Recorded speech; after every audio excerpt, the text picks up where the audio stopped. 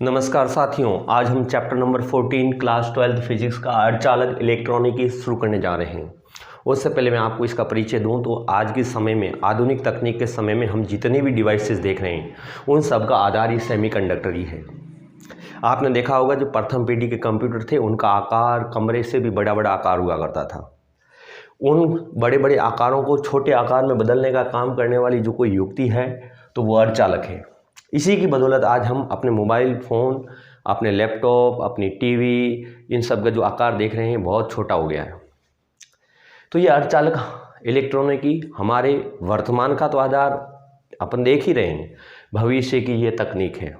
संपूर्ण हमारा भविष्य इसी तकनीक पर निर्भर रहने वाला है।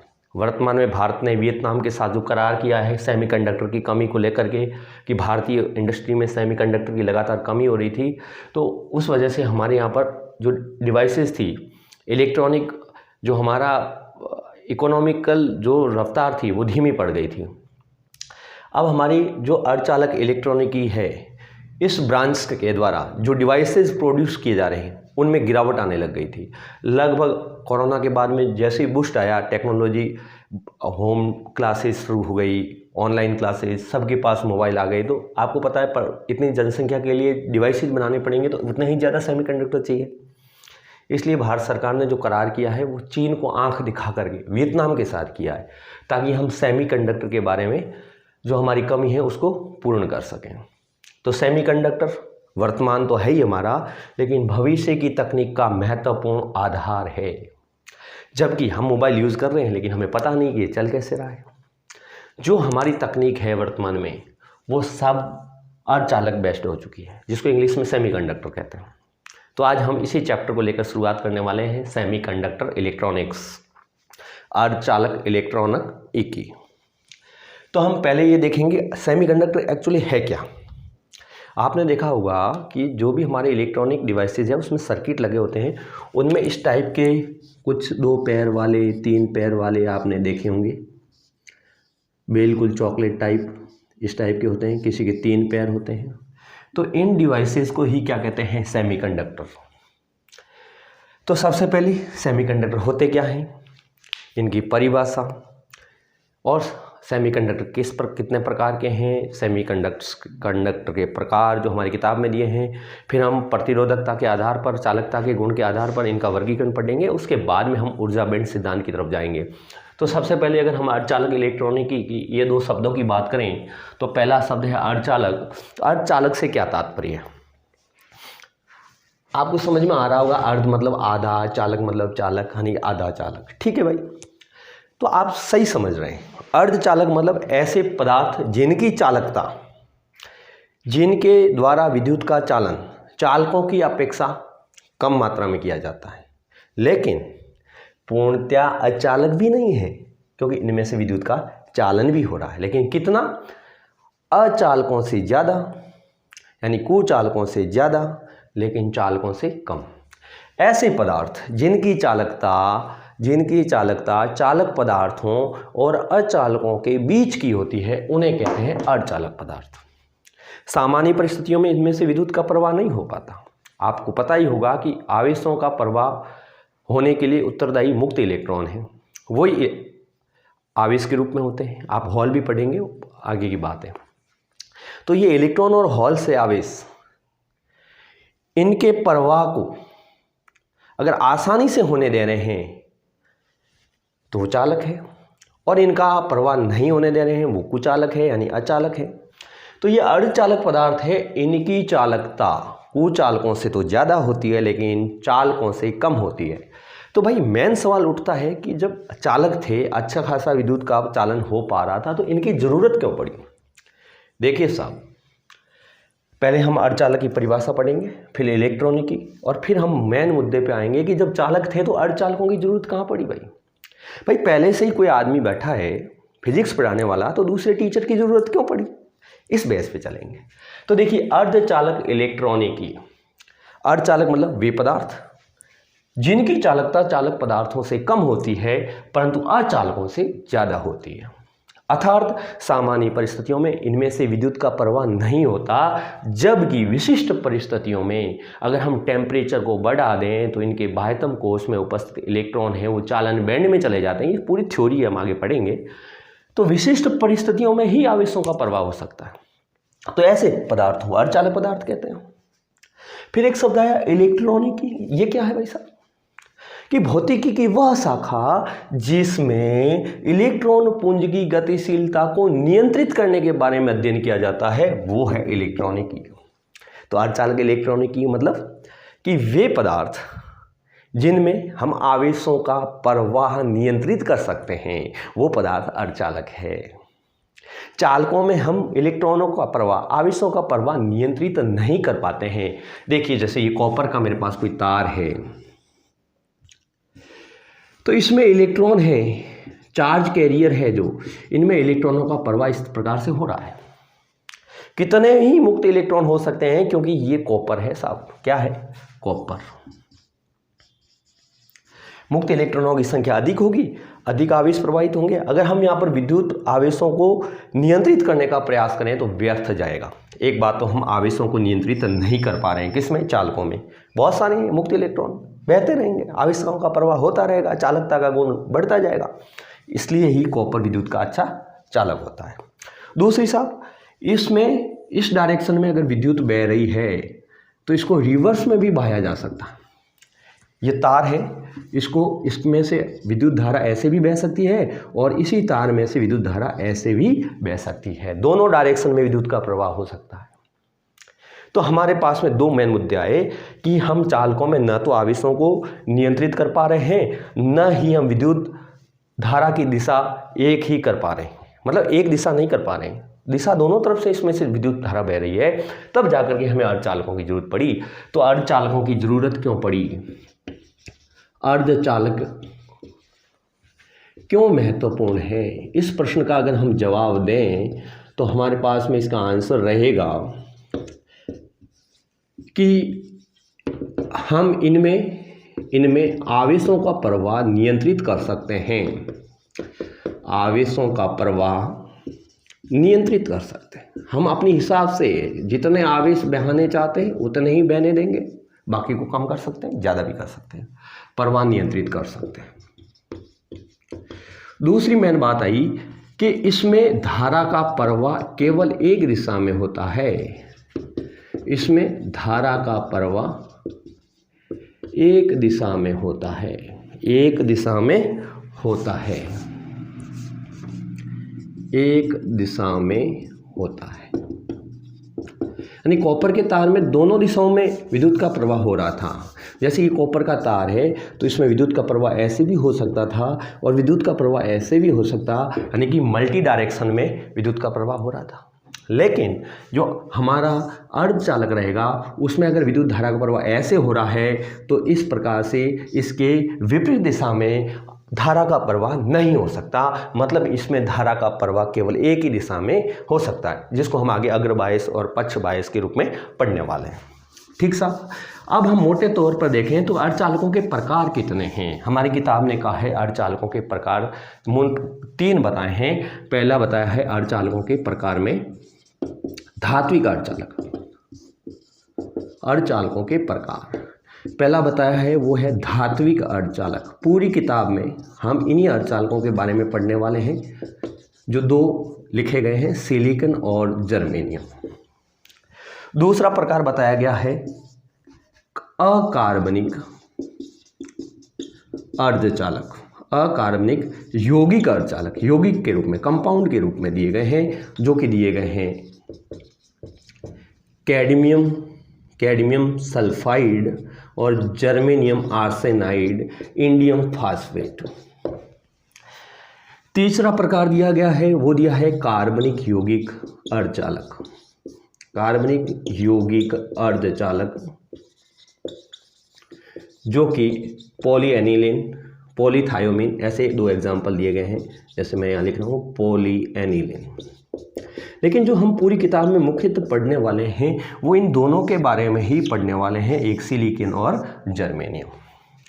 उससे पहले अगर हम अर्धचालकों की जो तकनीक आई, उससे पहले हमारे पास में जो तकनीक प्रचलित थी उस तकनीक का नाम था वाल्व तकनीक। इसके बारे में मैं बता दूं, वाल्व तकनीक क्या थी। वाल्व तकनीक के अंतर्गत हम कांच की ट्यूब का इस्तेमाल करते थे। कैसे? ऐसे हमारे पास में कोई कांच की नलिका होती थी और उसमें दोनों सिरों पर 2 इलेक्ट्रोड लगे होते थे। अब इलेक्ट्रोड की संख्या अलग अलग थी, उसको भी हम देखेंगे। जैसे ये कोई भी कांच की नलिका है, इसमें ये लगा हुआ एनोड है और इसमें लगा हुआ ये जैसे कैथोड है। कैथोड टंगस्टन का भी हो सकता था, किसी भी प्रकार का पदार्थ हो सकता था जिसमें इलेक्ट्रॉनों का उत्सर्जन आसानी से हो सके, यानी कि मुक्त इलेक्ट्रॉन आसानी से मिल जाए।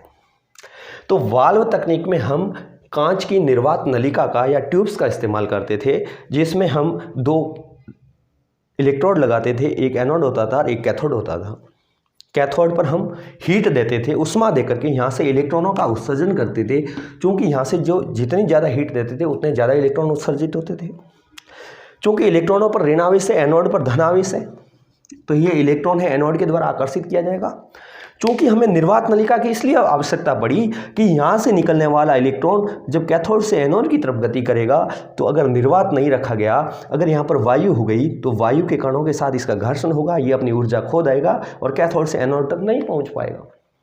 इसलिए सबसे महत्वपूर्ण जरूरत थी कि इस निर्वात नलिका में इलेक्ट्रॉन को एनोड तक पहुँचने के लिए किसी प्रकार के संघर्ष की जरूरत न पड़े, इसलिए निर्वात रखा गया। क्योंकि निर्वात रखना था, कांच की नलिका की लंबाई भी ज़्यादा होती थी, खर्चा भी ज़्यादा आता था और इस प्रकार के डिवाइसेस थे वो आकार में भी बड़े होते थे। इसके कारण ये तकनीक बाद में फेल हो गई। तो अगर वाल्व तकनीक को देखें तो वाल्व तकनीक था, वाल्व का मतलब होता है जिसमें धारा का प्रवाह एक दिशा में हो। वाल्व का अर्थ है जिसमें धारा की दिशा नियत रहे, धारा की दिशा नियत रहे। मतलब इसमें इलेक्ट्रॉन कैथोड से एनोड की तरफ जाते थे तो विद्युत का प्रवाह इसका उल्टा माना जाता है, यानी कि विद्युत का प्रवाह एनोड से कैथोड यानी कि एक ही दिशा में हो पाता था। आई का प्रवाह एनोड से कैथोड की तरफ होता था, अर्थात धारा का प्रवाह एक दिशीय होता था, इसलिए इसको वाल्व बोला गया। क्योंकि इस तकनीक में कांच की निर्वात नलिका का इस्तेमाल किया गया, जो आकार में बड़ी थी, जो खर्चीली थी, जिसमें निर्वात भी रखना पड़ता था। और एक बात सुनिए, जब आप कैथोड को बार बार उष्मा दोगे तो क्या ये क्षय नहीं होगा, इसका क्षरण होगा, अर्थात ये ज़्यादा समय तक चल नहीं पाएगा, नष्ट हो जाएगा। तो इसकी उम्र भी कम हो गई, इसकी विश्वसनीयता भी कम हो गई। क्या पता कब निर्वात इसमें से खत्म हो जाए, कब नलिका टूट फूट जाए। तो इन सारी डिसएडवांटेज की वजह से वाल्व तकनीक फेल हुई और हमारे पास में धात्विक अर्धचालकों पर आधारित, सिलिकॉन और जर्मेनियम पर आधारित अर्धचालकों के ऊपर आधारित डिवाइसेज बनने शुरू हुए और ये तकनीकें हमने छोड़ दिया। वाल्व तकनीक को छोड़ा और अर्धचालक इलेक्ट्रॉनिक को अपनाया, तो अर्धचालक के रूप में सिलिकॉन और जर्मेनियम का जब इस्तेमाल किया तो हमें 4-5 फायदे हो गए। हमारे डिवाइसेस का आकार छोटा हो गया, हमें निर्वात उत्पन्न करने की ज़रूरत नहीं पड़ी, ज़्यादा खर्च की ज़रूरत नहीं पड़ी, ज़्यादा रख रखाव की ज़रूरत नहीं पड़ी, ज़्यादा उष्मा की हानि नहीं होती थी। ये उच्च वोल्टता पे काम करता था, ज़्यादा उष्मा देने पर ही इलेक्ट्रॉन मुक्त करता था। अब ये धात्विक अर्धचालक आ गए, इसमें कम उष्मा दे करके भी हम इलेक्ट्रॉनों का आसानी से उत्सर्जन कर सकते हैं और विद्युत का प्रवाह प्रदर्शित करवा सकते हैं। तो इन सारे डिसएडवांटेज, तो वाल्व तकनीक के जो डिसएडवांटेज थे, पहला आकार बड़ा था इनका। वाल्व तकनीक पर आधारित जो उपकरण थे, जैसे आप कंप्यूटर वगैरह बड़े पहले पुराने समय के मॉनिटर देख रहे हो, तो उनका आकार बहुत बड़ा होता था। उच्च वोल्टता की आवश्यकता होती थी, उष्मा की हानि भी अधिक होती थी,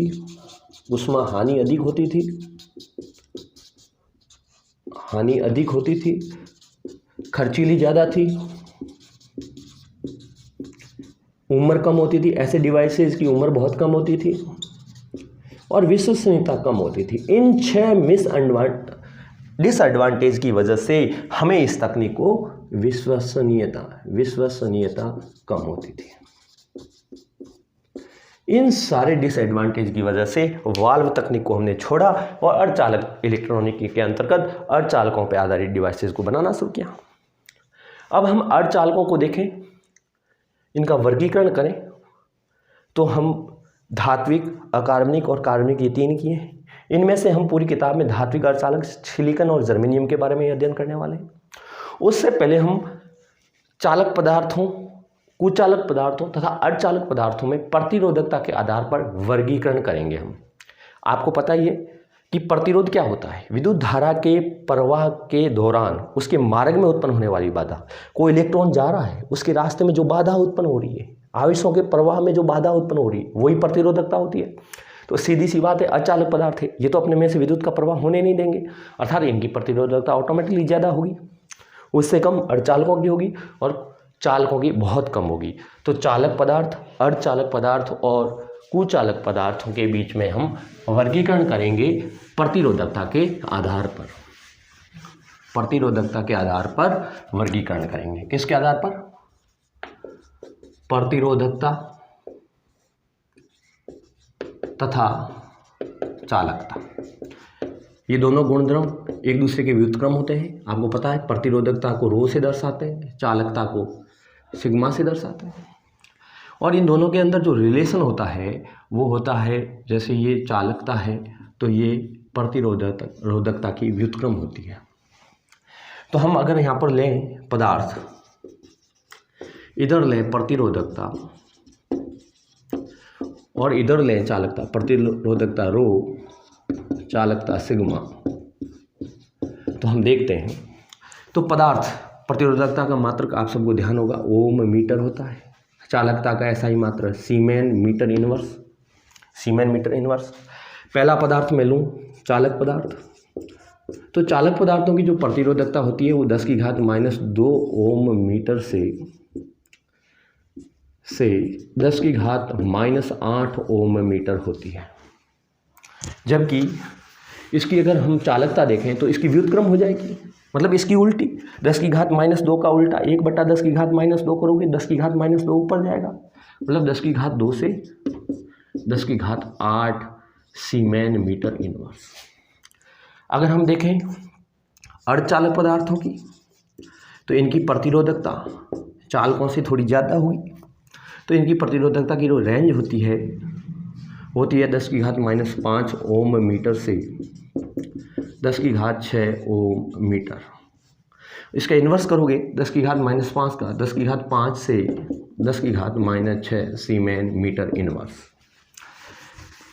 अगर हम देखें कुचालक या अचालक पदार्थों की प्रतिरोधकता तो वो हो जाएगी हमारे पास में 10⁻11 ओम मीटर से 10⁻19 ओम मीटर। और इनकी चालकता देखें तो 10⁻11 सीमेन इनवर्स से 10⁻19 सीमेन इनवर्स। ये हमने जो अंतर पढ़ा ये प्रतिरोधकता के आधार पर अंतर पढ़ा। अब ये चालक पदार्थ, कुचालक पदार्थ, अर्धचालक पदार्थ, इनका हम बेसिकली वर्गीकरण जो करेंगे मैं वो ऊर्जा बैंड सिद्धांत के आधार पर करेंगे, जो हम आगामी इसी श्रृंखला के वीडियो में करेंगे। तो आपको मेरे ख्याल से समझ में आया होगा। पहले हमने अर्धचालक की परिभाषा पढ़ी, ऐसे पदार्थ जिनकी चालकता चालक पदार्थों से कम और कुचालक पदार्थों से अधिक होती है, यानी सामान्य परिस्थितियों में जिनमें से ऊष्मा का प्रवाह नहीं होता और विशिष्ट परिस्थितियों में इनमें आराम से विद्युत का प्रवाह हो जाता है, ऐसे पदार्थों को अर्धचालक कहते हैं। दूसरा इलेक्ट्रॉनिकी, इसका हमने अर्थ बताया, भौतिकी वह शाखा जिसके अंतर्गत हम इलेक्ट्रॉन पुंज की गतिशीलता को नियंत्रित करने के बारे में अध्ययन करते हैं, इलेक्ट्रॉनिकी। 2 शब्द आपके समझ में आ गए। तीसरी बात हमने बताया अर्धचालक क्यों महत्वपूर्ण है, 2 कारण बताए हमने। इनमें आवेशों का प्रवाह नियंत्रित किया जा सकता है, कितने आवेश गति करेंगे ये हमारे ऊपर निर्भर है। दूसरा, इसमें धारा का प्रवाह एक दिशा में हो सकता है, चालक पदार्थों में दोनों दिशाओं में, तार में दोनों दिशाओं में धारा का, इधर भी हो सकती है धारा प्रवाहित, इधर भी हो सकती है, जबकि अर्धचालकों में केवल एक ही दिशा में धारा प्रवाहित हो सकती है। इन 2 महत्वपूर्ण उपयोगों के कारण अर्धचालक चालकों को रिप्लेस कर जाते हैं, यानी चालकों की तुलना में ये महत्वपूर्ण हो जाते हैं। दूसरा, हम अर्धचालकों के मुख्य 3 प्रकार देखे हमने। मुख्यतः धात्विक अर्धचालक होते हैं, सिलिकॉन और जर्मेनियम, पूरी किताब में इसी का अध्ययन करना है। अकार्बनिक यौगिक अर्धचालक, कैडमियम सल्फाइड और जर्मेनियम आर्सेनाइड, इंडियम फास्फेट, ये 3 देखे। कार्बनिक यौगिक अर्धचालक के अंदर हम पॉली एनिलीन और पॉलीथायोमीन 2 उदाहरण दे सकते हैं। उसके बाद हमने चालक, अर्धचालक और कुचालक में प्रतिरोधकता के आधार पर हमने अंतर देखा। तो प्रतिरोधकता जिसकी ज़्यादा होगी वो कुचालक, जिससे कम होगी वो अर्धचालक और उससे भी कम होगी वो चालक। अर्थात ऊष्मा प्रवाह में आवेशों के प्रवाह में जहाँ कम बाधा उत्पन्न होगी उसमें चालकता ज़्यादा होगी, अर्थात आराम से विद्युत का प्रवाह हो पाएगा, वो उतना ही ज़्यादा चालक होगा। अर्धचालकों में प्रतिरोधकता चालकों की तुलना में होती है जबकि कुचालकों से कम होती है, इसलिए इसमें से उस विद्युत का प्रवाह आराम से उतना नहीं होता जितना चालकों में होता है, लेकिन हो जाता है कुचालकों की तुलना में, इसलिए ये अर्धचालक हैं। तो हमने ये वर्गीकरण प्रतिरोधकता के आधार पर देखा। आगे हम ऊर्जा बैंड सिद्धांत को पढ़ेंगे और उसके आधार पर हम चालन बैंड, संयोजकता बैंड, इसके आधार पर वापस वर्गीकरण करेंगे। वहाँ आपको बहुत ईजीली समझ में आएगा। तो आपको कैसी क्लास लगी अपना फीडबैक ज़रूर दें। मैं तो इतना कहना चाहूँगा कि आप मेरे साथ निरंतर जुड़े रहें। मैं आपके फिजिक्स के जितने भी RBSc के चैप्टर हैं 12th क्लास के, वो सारे एक श्रृंखला के रूप में आज से शुरू किए हैं, वो कंप्लीट करवाने वाला हूँ। और सभी से अनुरोध करूँगा कि जुड़े रहें और प्रत्येक वीडियो को देखें। आपको कहीं लगता है कि यहाँ पर सुधार हो सकता है तो ज़रूर फीडबैक दें और मेरी तरफ से आपको सबसे बेस्ट से बेस्ट मटेरियल देने की कोशिश रहेगी। धन्यवाद।